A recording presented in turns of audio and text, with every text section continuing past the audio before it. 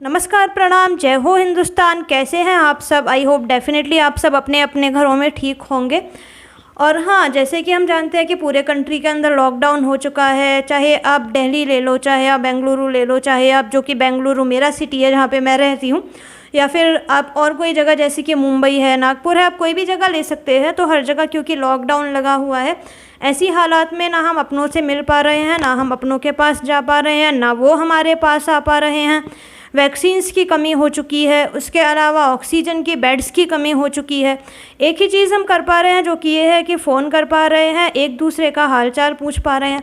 तो देखिए, ऐसे में क्या होता है, जब भी हम अकेले रहते हैं या जब हमें लगता है कि हाँ, एक बड़ी महामारी है, एक बड़ी हमारे पास परेशानी है, और हम अचानक ऐसा फील करते हैं कि हाँ, पता नहीं कितने अकेले हो गए हैं, या अभी ना तो हमें ये पता है कि कल किसका क्या होगा, आपके साथ क्या होगा या किसी के भी साथ क्या होगा। देखिए, कल, आज के टाइम में एक ऐसा टाइम है कि हमें कल का कुछ नहीं पता है कि आने वाले कल में क्या होगा। तो देखिए, ऐसे में क्या है कि हम अपनों को, जो हमारे अपने हैं, जो हमारा परिवार है, उनको बहुत मिस करते हैं, बहुत समझते हैं कि हाँ, हमारे पास कोई होना चाहिए या हमें भी किसी की ज़रूरत है। तो उसके लिए देखिए, एक तो हम ये कर सकते हैं कि हम अपने घरों में रह सकते हैं, अपने को सेफ़ रखने के लिए सुरक्षित रह सकते हैं, कॉल्स में बात कर सकते हैं, वीडियो कॉल्स में बात कर सकते हैं, डिस्टेंसिंग का फॉलोअप कर सकते हैं। उसके अलावा देखिए, अभी क्या है कि हमें कुछ ऐसी चीज़ों की ज़रूरत है जिससे हमें बहुत ज़्यादा अकेलापन फील ना हो, ऐसे माहौल के अंदर भी हम खुश रह पाएँ। तो इसी को सोचते हुए मैंने यहाँ पर एक कविता लिखी है, जो कि मैंने पहली बार लिखी है। डैम श्योर इससे पहले मैंने आज तक कभी कुछ नहीं लिखा है। ये मेरी फर्स्ट पोएम है लाइफ की।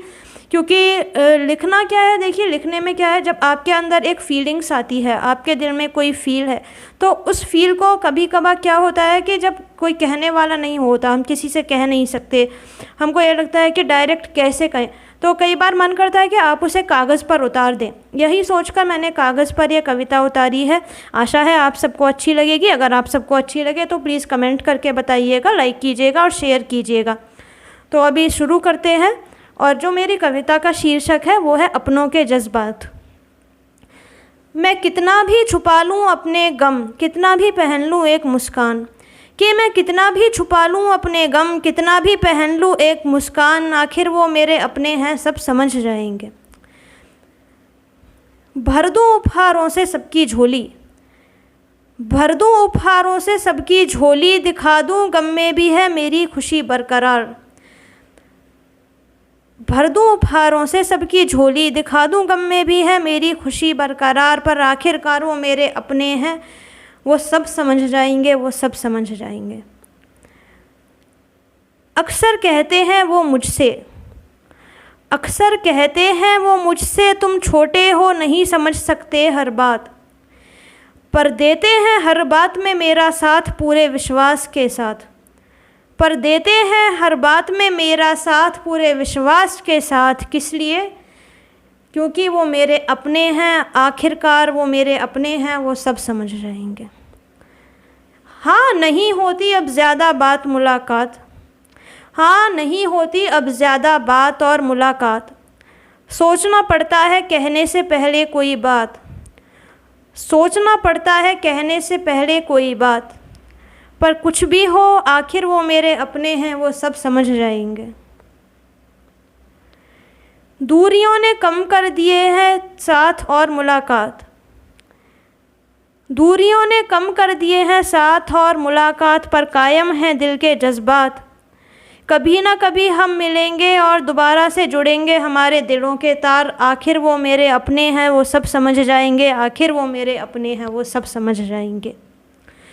तो दोस्तों, ये थी मेरी छोटी सी कविता जो मैंने अनजाने में लिखी है। और अगर आपको, जैसे कि मैंने पहले कहा, देखिए, अगर आपको अच्छी लगे, अगर आपको लगे कि आपको ऐसे समय में कुछ राहत मिलती है, कुछ अच्छाई लगती है, या ये कविता पढ़ के आपको लगता है कि आप अपनों के पास है, कविता सुनकर आपको लगता है, मेरी वीडियो देख करके लगता है, तो प्लीज़ और प्लीज़ कमेंट करके बताइएगा। प्लीज़ इस चैनल को लाइक कीजिएगा और शेयर कीजिएगा। इसके अलावा देखिए, जाते जाते मेरे पास एक और जो हमारे कवि हैं, बहुत अच्छे से कवि हैं, मिस्टर कुमार विश्वास, तो उनकी एक कविता है, उनकी कविता के मैं कुछ बोल यहाँ पर बोलना चाहूँगी।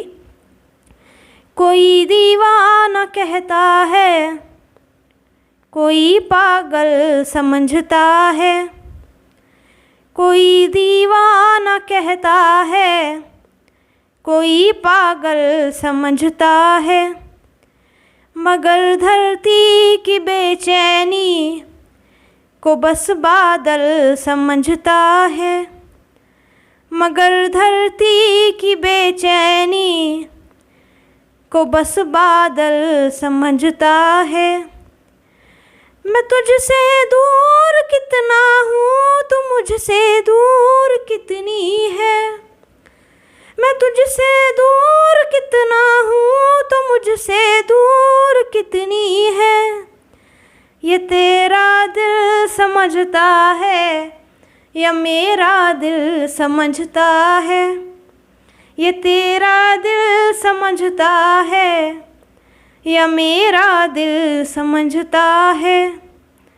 कोई दीवाना कहता है, कोई पागल समझता है, मगर धरती की बेचैनी को बस बादल समझता है। तो देखिए, इतनी सी थी जो मेरी कविता, और ये थे कुछ कुमार विश्वास जी जो एक बड़े प्रसिद्ध कवि हैं, उनके कविताओं की कुछ पंक्तियाँ, जो कि मेरे हिसाब से शायद इस समय के लिए बहुत ही फ़ायदेमंद है, जिसमें हम महसूस कर सकते हैं, जिसमें हम ये एहसास देख सकते हैं कि हम कितने दूर हैं, या हमारी क्या फीलिंग है, या हम क्या सोचते हैं, क्या समझते हैं। इसके लिए आई थिंक एक बहुत ही अच्छी कविता है, बहुत ही सटीक है। इतना ही मेरा कहना है। उसके अलावा जैसे कि हम देख पा रहे हैं कि हाँ, कोरोना काल है, कोरोना काल के अंदर वैक्सीनों की कमी है, बेड्स की कमी है। तो देखिए, अगर आप सुरक्षित हैं और आपके घर में सब सुरक्षित हैं, तो अपने को सबसे ज़्यादा भाग्यशाली मानिए, मानकर चलिए कि भगवान की आपके और आपके परिवार के ऊपर बहुत असीम और बहुत विशेष कृपा है। और इतना ही कहना चाहूँगी कि प्लीज़ सैनिटाइज़र का उपयोग कीजिए, प्लीज़ अपने घरों में रहिए, जितना काम हो काम से बाहर निकलिए। और उसके अलावा हम जैसे लोगों की वीडियोस देखिए अपना मन बहलाने के लिए, इस काम को आप कर सकते हैं। और उसके अलावा प्लीज़ मास्क लगाइए अगर आप कहीं पर जाते हैं।